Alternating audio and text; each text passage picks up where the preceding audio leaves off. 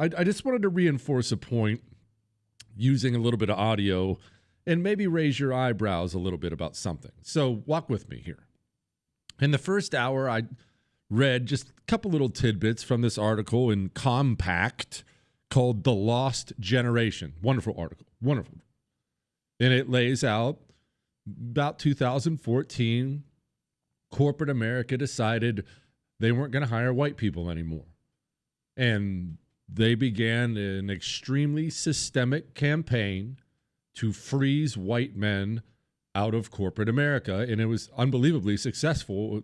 They got white men out of corporate America. You couldn't get a call back. You never got hired. You were phased out. Okay, that's bad, right? It's evil. It's wrong. It's racist. It's terrible in every way. It wasn't fine when it was happening to black people, and it ain't fine now that it's happening to white people. Terrible, terrible, terrible. Okay, all right. Well, I want to just bring something up. I know it may be a little uncomfortable.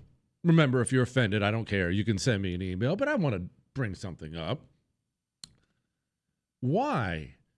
Why was this anti-white man thing so pervasive across all of corporate America? I mean, it would be understandable. Okay, you have this lib company or that lib company. Okay, I get it. But it was like it was everyone. Well, who are the three big finance giants? BlackRock, Vanguard, State Street. Now, what does finance giant mean? Let's stop here for a moment.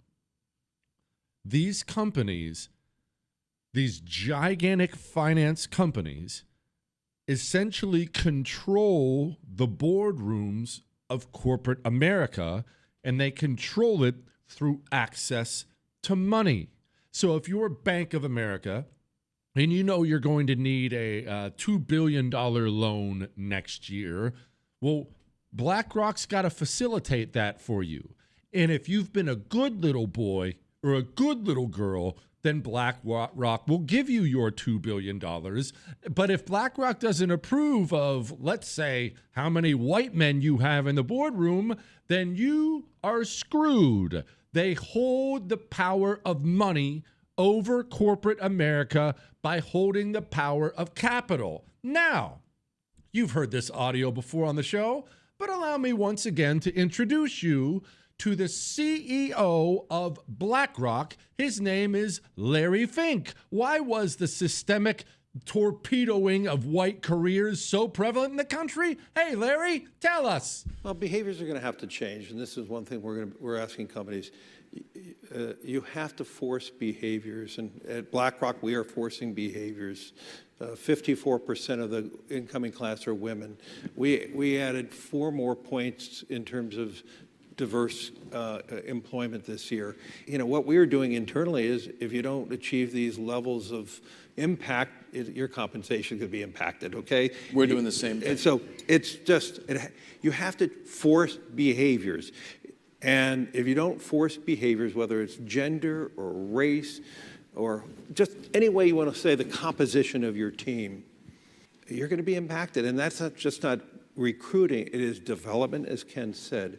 And ultimately, it's still going to take time, but I am just as much shocked as Ken is that we have not seen more opportunities. And we're going to have to force change. And he did. He did. Oh, you want that $30 million bonus, Mr. CEO? Why don't you have any gay people on your board? Why are there too many white men? Got to get some Asians in there. Hey, the black people are underrepresented. Better get some whites off the board.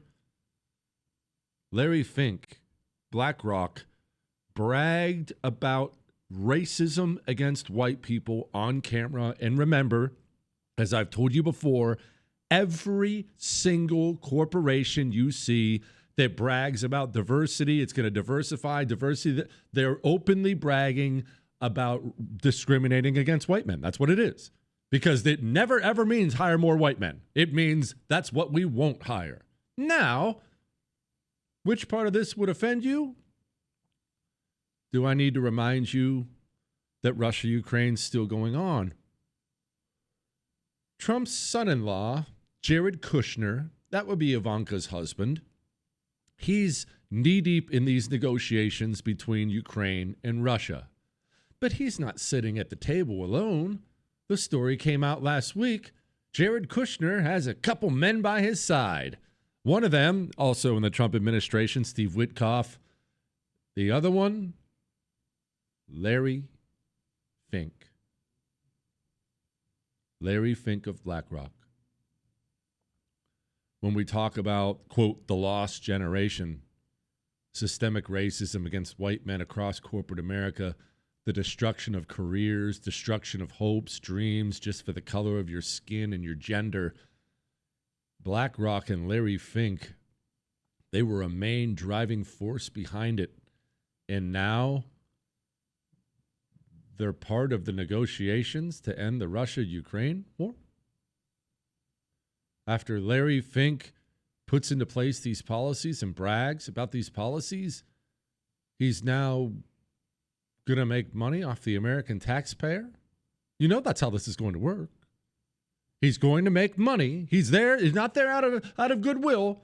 He's there so he can, of course, help rebuild Ukraine when this thing is over. Why would he be sitting at the table? Because he's going to receive for himself and his shareholders guarantees. And your money is going to be removed from your wallet to pay the CEO who ran white men out of corporate America. Shameful. Shameful. Why is Larry Fink within 1,000 miles of the Trump administration, let alone something like the Ukraine-Russia negotiations? Disgraceful. Absolutely disgraceful that Trump is allowing this to happen. Get that filthy snake out. Gone. Horrible human being. Responsible for so much of what we see. Now, I got myself all worked up there. Let's do some email. I'm fine, Chris. I'm fine.